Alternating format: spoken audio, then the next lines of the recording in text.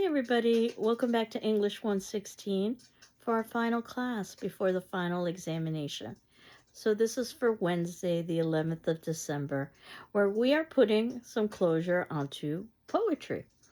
And as you know, our final exam is this Monday on the 16th. What I will be doing is posting our final exam at the time in which our class would normally meet in a face-to-face situation. So that would be at 10 a.m. And you have 24 hours in which to complete that final exam and return it to me. So that would be on Tuesday the 17th at 10 a.m. And if we were taking this class in a face-to-face situation, you'd have approximately 2 hours to take that examination. So I anticipate that it should take you about 2 hours to complete the exam. Certainly you shouldn't be spending 24 hours on the exam, but I will be giving you 24 hours for the exam, which is open book, open notes. So you can reference things like our class videos, our class discussion forum, questions and responses, your previous papers, things of that nature. And talking about papers, the very last day that you could hand in a paper would be on the 16th on Monday. The semester is over. So if you haven't handed in paper number 2 yet, you've got a little bit of time, but not a lot of time. So that would be on the 16th. So that would leave just one more assignment that you've got that will be accepted up until the 17th at 10 a.m. That's the final exam. And the final exam will be mostly devoted to poetry because you will not have had an opportunity to write a paper on poetry. Obviously, you've wrote a paper on fiction. Obviously, you wrote a paper on drama. And now you're going to be devoting the bulk of the final exam, 80 points, to poetry. So I'm going to give you a series of essay questions, and they can address any of the poems we've read or also Dead Poets Society, which is the film from the poetry section. As you know, I like to ask questions that don't necessarily have right or wrong answers, that require reasoning and thinking. So you can expect those kinds of questions, and then within the choice of that, you can choose one. So you should put most of your attention and most of your time into that response for poetry because it's 80 points. But that leaves 20 points, 10 points for fiction, 10 points for drama. So shorter essays. And I know that you're certainly not going to be able to write something as well written or as developed as you would with an academic paper. I certainly don't expect something like that. But you should still have a beginning, a middle, and an ending, sentences that make sense. So if you've been keeping up with all the readings and seeing all of the films and reading all of the discussion forum responses, then basically it's just a question of synthesizing all of that material. And again, it's open book, open notes, so I'm not expecting you to memorize. I'm just asking you to think about the semester as a whole. So, what's left in terms of the options for poetry? I have 3 poems today to finish up our poetry section. And obviously, we could have spent all semester long on poetry. And obviously, there are many more poems that you could discuss. But I wanted to talk about Allen Ginsberg, who wrote a poem entitled America in 1956. One of the things about Allen Ginsberg is he writes in a very specific style. It's known as beat poetry. And the beat poets were poets in the 1950s who really anticipated a lot of the social movements that were occurring in the 1960s. In fact, I oftentimes say that art is, in some ways, the impetus for social movements that occur. Things like music and literature, for instance. And the beat poets were mostly from Northern California, Berkeley, UC Berkeley. If you know anything about UC Berkeley or Berkeley, it was really a hotbed for social protests and movements, especially at the time period. Very defiant poetry, very unconventional poetry, a kind of stream of consciousness poetry. So it's trying to mimic thought patterns. And as you know, we don't necessarily think in paragraphs and complete sentences. Oftentimes, we've got fragments and things that are seemingly unconnected, things that are seemingly nonsensical. It's deliberately unclear, in part to reference the idea that the subject matter is also unclear. And there are many topical references to current events that might not necessarily make sense in our contemporary times. It almost reminds me of a late night monologue where someone might be referencing in their late night monologue the events of the day or the past week. We tend to have short memories, so even a few weeks later, things seem dated and hazy. I can tell you that the topical references he makes are usually in reference to episodes where he thinks some sort of injustice has occurred. And I have two versions of Allen Ginsberg actually reading his poem. And I wanted you to listen to both. And the first is his live reading of his draft. So this is interesting in and of itself because this is not the finished poem. And if you read the poem along with this particular reading that Allen Ginsberg does, you'll see that there are changes. So Allen Ginsberg, much like when you're writing your own draft, was sort of trying out ideas and made changes. So those changes are reflected in the final version. What I find fascinating about his reading the draft, and this is a long poem, this is 8 minutes long to read, is that he's reading in front of a live audience at Berkeley, no less, and the audience's response is, I think, fascinating. Now, the second time that I want you to listen to the poem is Ginsberg reading it in a studio. He reads it much more seriously. This is the final version of the poem that came out. Obviously, we don't have a lot of audience participation or audience response. And in terms of Allen Ginsberg, probably his most famous poem was Howl. And that's one long howl of pain, in effect. Though America can also be a howl of pain. And I suggest that when you're reading America that you think of it in terms of lines, not necessarily poem as a whole, to try to understand. So some of the themes that you're going to see, because this is a poem that is directly addressing America and his anger and his frustration and his disbelief at what is happening in America in 1956. That he says, I've given America all, and now he's nothing. And then he makes reference to $2.27 and a date, whether that's the amount of money he has in his pocket, his bank account, the amount of money he thinks he's worth, the amount of money that America thinks he's worth. We can never know for certain because, again, this is a stream of consciousness. He oftentimes will make references to insanity. Now, Ginsberg was in and out of mental institutions. That was part of his real life experience. So that's not too surprising that he would make references to that. And I guess major questions in the poem are about who or what is insane. Is it Ginsberg or is it America? And he says, quite outright, America, go fuck yourself with your atom bomb. So you can see that this is a very deliberate attempt to shock the audience. And people tend to be in one of two camps to Ginsberg. They either hate him because they think he's self-indulgent and he's crude and inappropriate.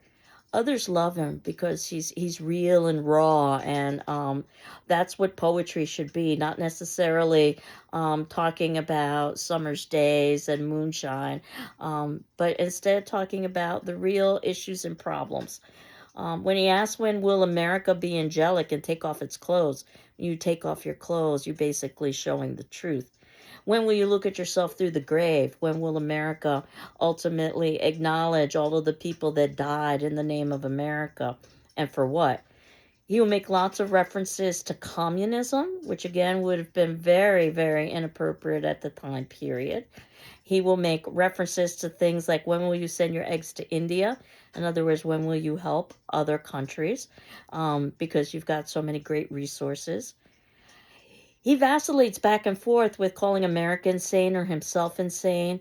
At one point, he says he's sick of America's insane demands. And when can he go to the supermarket and buy what he wants with his good looks? This is before social media, by the way. But think about how oftentimes physical appearance is influential in terms of things like power and privilege. And he talks about the mechanization of society. Your machinery is too much for me. Um, there must be some other way to settle this argument. He is basically arguing with America and challenging America and challenging the reader. Am I wrong? And if I am, prove it. Show me. Again, lots of references to a topical pieces of the news. But when he says, are you being sinister, or is this some form of a practical joke? Again, the challenge for us to say how he's wrong. He says, I'm trying to come to my point, but this is an incredibly long poem. And that he hasn't read the newspapers for months. Someday everybody goes on trial for murder. And that he used to be a communist when he was a kid. He's not sorry. And Ginsberg also was very open about his drug use. And there are references to drugs here.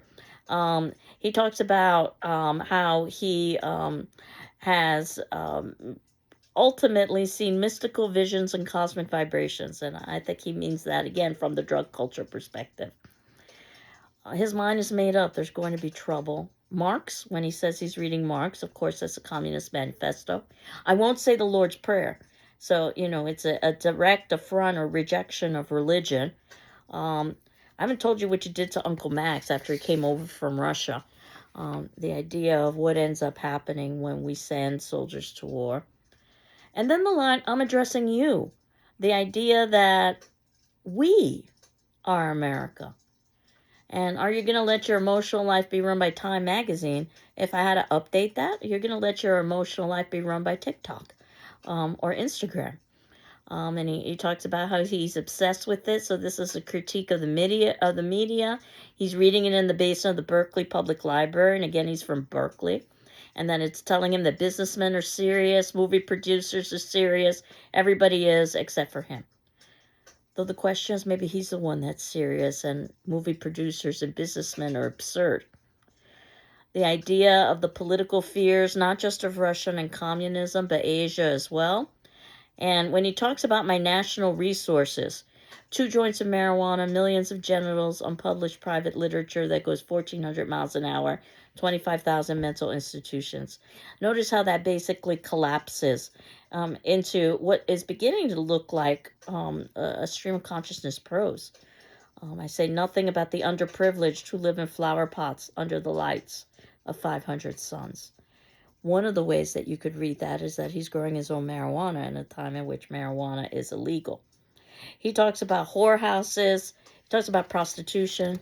He talks about his sexual orientation.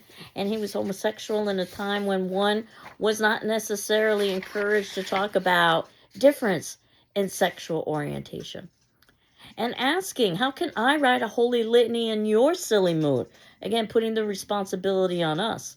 That he'll be like Henry Ford. And if you know anything about Henry Ford's automobiles, they were all the same. And that his strophes are as individual as automobiles. And that's a movement in Greek chorus, by the way, a strophe, where everybody's the same. And then he talks a little bit about going to communist meetings when he was a kid. And everybody must have been a spy. And the fault is them bad Russians and Chinamen and Russia. Russia wants to eat us alive. Russia's power mad. She wants to take our cars from out of our garages. And think about the time period, 1956. That was the status symbol of being in the middle or upper middle class and of having achieved the American dream, having an automobile. Her needs a read Reader's Digest. Reader's Digest was the most popular magazine at the time. Her wants are autoplants in Siberia. Notice how he's trying to mimic second language speech patterns. And he uses the N-word as well. Her make us work 16 hours a week. Or I'm sorry, her make us work 16 hours a day. Help. And then, is this really a cry for help? America, this is quite serious, he says. This is the impression I get from looking at the TV set. Again, if I had to update this, I'd say this is the impression I get from looking at my cell phone. Is this correct? I better get right down to the job. I don't want to join the Army.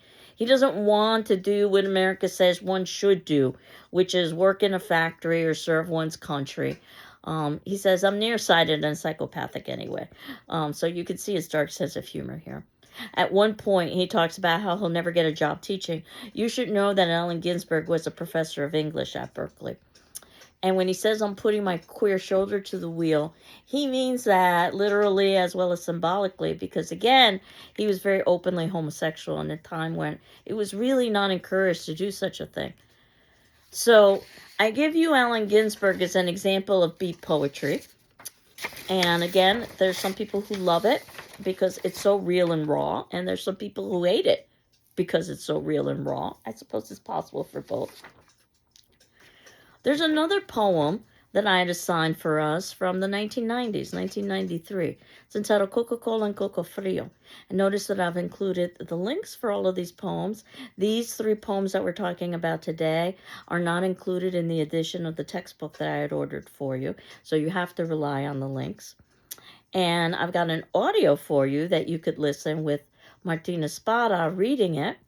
And you need to know a little bit about Martina Spada, who teaches at UMass Amherst, actually. He began as an attorney and would write in his spare time. His writing became so popular that now he writes full-time and is a professor, and he practices law in his spare time.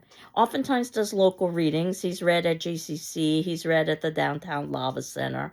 Definitely one of these up-and-coming poets that I would not be surprised would be part of the literary canon in a couple of 100 years from now. And he oftentimes writes about his personal experiences. And with Coca-Cola and Coco Frio, he is writing about himself as a boy visiting Puerto Rico. So you need to understand a little bit about Puerto Rico. And Martina Spada is Puerto Rican, as am I, by the way. And Puerto Rico is a territory of the United States, which means that it's not a state. It doesn't have all of the rights and privileges of a state, but it also is considered to be part of the United States. So Puerto Ricans are American citizens. It's in an in-between place. It offers great tax breaks for corporations. It's one of the reasons why they like that territory status. And there are usually 3 political groups in Puerto Rico. The political group that wants the territory status so they could still have some element of independence from the United States. Those individuals who want to become a state of the United States so they have all of the protections of the United States. And those individuals who want to separate completely from the United States so they can retain their heritage and cultural identity. So the main language in Puerto Rico is Spanish. English is secondary. It almost reminds you of Hawaii in some ways, and that it really is a different kind of culture. And Puerto Rico is very similar to, if you think about it, New York. And in fact, there was great immigration to New York City, which is where I was born and raised, actually, from Puerto Rican parents. And if you know anything about Puerto Rico, which means Puerto Rico, or rich poor, it's an island with a lot of natural resources. And if you know anything about New York City is also an island, even though we don't think of it that way because it's been so built up. And we've actually exhausted many of the natural resources in New York City. So this poem is autobiographical. It's also symbolic, where he talks about assimilation. And that, yes, he's the fat boy in the poem. He's literally fat. But fat is also a symbol for America and for consumption and overconsumption. And how he meets the old generation with their spotted hands. And what they're doing is showing how they've been assimilated. They're singing Coca-Cola jingles and all the English that they knew. And Coca-Cola, probably the most well-known brand on the face of the planet, is basically sugar water. It's completely unhealthy for you. It's a representation of consumerism, perhaps at its worst, and artificial. And that said, he contrasts it to Coco Frio, which is a coconut chilled, open with the machete. It's the natural drink of Puerto Rico. And when he drinks Coco Frio, he's able to appreciate the natural resources of Puerto Rico and laments the fact that Puerto Ricans can't do the same, that they're embracing things like Coca-Cola because they've completely assimilated. And he makes references to some of those coconuts as being swollen and unsuckled. Lots of breast imagery here. The idea that Puerto Rico is the motherland, and he's looking for his motherland. So I'll very briefly read the poem to you, Coca-Cola and Coco Frio, if I can find it here. And Watching him or listening to him read is a great treat because he has a very musical quality to his readings. If you know anything about Spanish, you know Spanish is a very lyrical and musical language as opposed to English, which is much more clipped. And Coca-Cola and Coco Frio reads, on his first visit to Puerto Rico, the island of family folklore, the fat boy wandered from table to table with his mouth open. At every table, some great aunt would steer him with cool, spotted hands to a glass of Coca-Cola. One even sang to him, in all the English she could remember, a Coca-Cola jingle from the 40s. He drank obediently, though he was bored with this potion, familiar from soda fountains in Brooklyn. Then, at a roadside stand off the beach, the fat boy opened his mouth to Coco Frio, a coconut chilled, then scalped by a machete, so that a straw could inhale the clear milk. The boy tilted the green shell overhead and drooled coconut milk down his chin.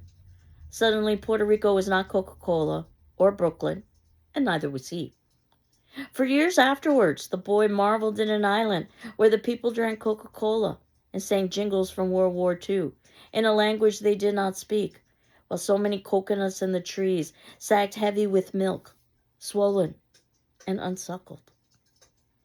And references to things like the green shell, which means that it's fresh, the idea that he's drooling coconut milk down his chin, almost the way a baby would be if it was drinking milk. And notice that he talks about the milk and the coconuts. Again, this idea of motherhood and suckling and him looking for the motherland in this instance. It also shows his hunger for his culture.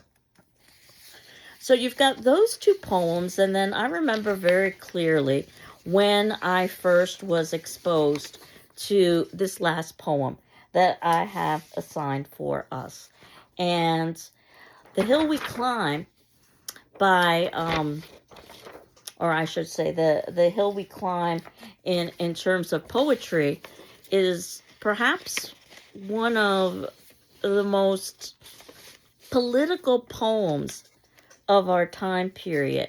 Yet, it doesn't necessarily have to be political. It's hard to believe that so many years have gone by since Amanda Gorman first gave this poem at the 2021 President Biden election. And if you remember the 2021 Biden presidential inauguration and swearing-in ceremony, it was a very uncertain time after the January 6th riots and the question of whether or not there would be a peaceful transfer of power, something that had never happened in the history of the United States. And Amanda Gorman, very young, basically a teenager in effect, was at 21, so I guess she was slightly out of her teen years. She was made the inaugural poet at Biden's swearing-in ceremony. And I have a video of her reading that poem, which is how I was first exposed to that poem. It's the first time I heard it. It's the first time most people heard it. She wrote it specifically for that inauguration. She wrote it after January 6th, so a very brief amount of time. And I remember at the ending of the poem, I ran to my social media and I wrote, I've seen the future of poetry, and her name is Amanda Gorman. I was just in awe of the power and the beauty of this poem and its importance. You know, and it's hard to remember the kind of anxiety that the country was facing, but when you see her video, and I'm going to ask you to watch that video because that's how most of us were first introduced to her poem, and she's wearing this bright yellow outfit, you know, and it looks like she's filled with such hope and optimism. Underneath that was a bulletproof vest, and they were all wearing bulletproof vests because it was a very, very uncertain time. And luckily there was a peaceful transfer of power. And one thing I can say about poetry is that sometimes it's best just to appreciate a poem and just savor it and not necessarily dissect it. which is what I'm going to do with the Hill We Climb. We could talk about it the way we've talked about all of the other poems. And obviously the hill is a play on words, because it's not just your typical hill and being able to overcome conflict and obstacle, but we're also talking about Capitol Hill and what occurred on January 6th. But I wanted to leave you with this last poem where you could just watch and appreciate. It was only after the fact that text versions of the poem came out, so that you can really read it and appreciate it. So I've given you the text version of the poem to read on your own, but I don't think anybody could do a better job than what Amanda Gorman did with reading her poem, because you can see that it's very much a performance with her voice and her body language. So what that leaves for us after you've watched and listened to The Hill We Climb is, if you look at the notes below in the 5th section, a brief farewell message from a friend of mine that's a couple of minutes long that I thought you might appreciate. And of course, our final attendance question. So last class I had asked you, out of all of the poetry, which was your favorite? So this class I'll ask, out of all of the poetry, which was your least favorite and why? Obviously no right or wrong answers. I'm curious about the why. That will be due, obviously, on Friday the 13th, no less. And if you need a little bit of extra time, I can give you just a little bit, but remember that on Monday, it's the ending of the semester. So I am still catching up on your discussion forum questions, but we'll be all caught up by the time of the final examination. So you could use some of that for your final if you so want it, because I'm now at the questions that deal with poetry. So I hope you're doing well. I'm doing well. And I hope you enjoy Amanda Gorman's performance, because that's really what it is, a performance of The Hill We Climb. Take care. Bye-bye.